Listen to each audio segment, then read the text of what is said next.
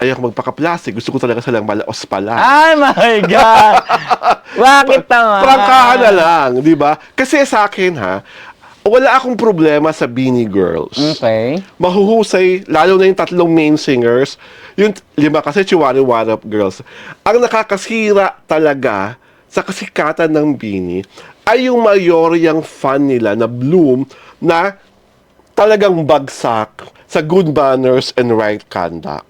Dahil talagang barubal kayo, talaga kung manlait kayo, kung mang-aglahi kayo, kung manapak kayo ng ibang artist na kinukonsider nyong kalaban ng Beanie, talagang kung upakan nyo todong-todo. Hindi siya tama. Inuulit ko, sa mga batang ito, kayo ang nakakasira sa Beanie.